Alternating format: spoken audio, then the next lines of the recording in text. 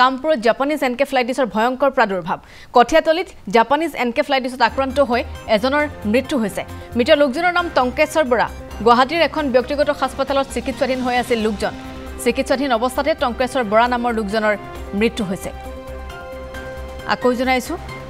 ৰাজ্যৰ বান পৰিস্থিতিৰ পাছতে কেবাটাও প্ৰান্তত অৰ্থাৎ কেবাখনো জিলাত জাপানিজ এনকেফ্লাইটিছে ভয়ংকৰ ৰূপ ধাৰণ কৰা পৰিলক্ষিত হৈছে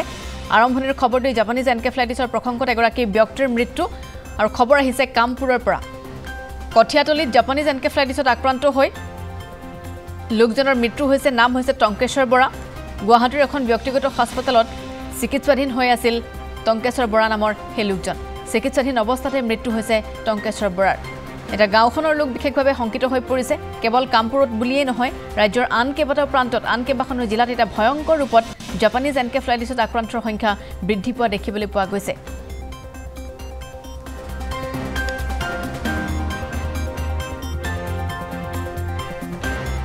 সোমবাৰৰ পৰা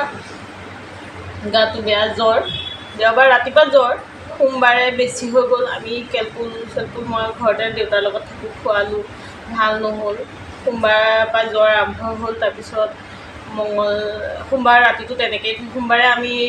কঠিয়াতলি PHCলৈ নিলোঁ তাত ঔষধ পত্ৰ তেওঁলোকে দিলে কিবা কিবি কেলকুল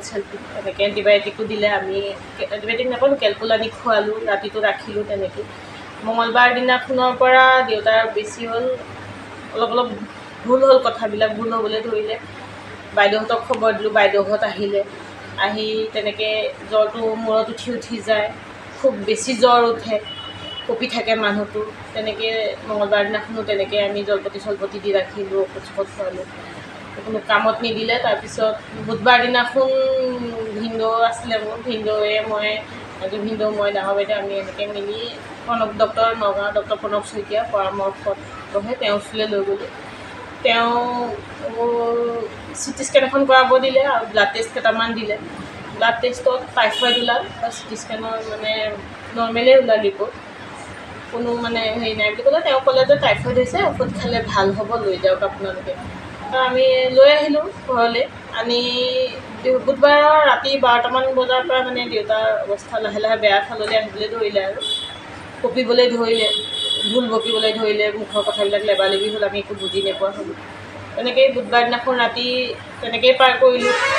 তাৰপৰা বৃহস্পতিবাৰ দিনাখন আমি ইয়াৰ পৰা 9:30মান বজাত নেম কেয়াৰলৈ লৈ গ'লোঁ গুৱাহাটী নেম কেয়াৰ তাত নি ভৰ্তি কৰালোঁ তাত তেওঁলোকে লগে লগে ICUত সোমোৱালে ICUত সোমোৱাই ভাটিবেলা তেওঁলোকে যেই হ'ব বুলি আশংকা কৰি আমাক ব্লাড টেষ্ট কৰাবলৈ দিলে ব্লাড টেষ্ট GNRCত কৰোৱা হ'ল GNRCত কৰাই তাৰপিছত ৰাতি বৃহস্পতিবাৰ দিনাখন ৰাতি 12টা বজাত ডক্টৰে মোক ক'লে যে পেচেণ্টৰ অৱস্থা ক্ৰিটিকেল তেওঁ ভেণ্টিলেশ্যনে নিব লাগিব ভেণ্টিলেশ্যনে নিলে শুক্ৰবাৰ দিনাখন ভাটিবেলা দুপৰীয়া আমি ৰিপৰ্ট পালোঁ যে পজিটিভ আহিছে বুলি তাৰপিছত ডক্টৰে ক'লে যে নাই যে হৈছে হেৰি কম ভাল হোৱাৰ আশংকা কম কাৰণ বয়স বহুত হ'ল দেউতা এতিয়া 83, 84 চলি আছে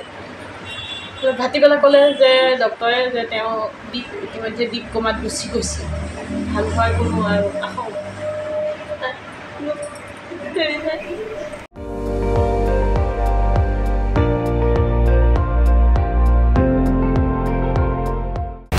আপুনি চাই আছে ND24 সৰ্বশ্ৰেষ্ঠ নহয় সৰ্বোত্তমৰ দৌৰা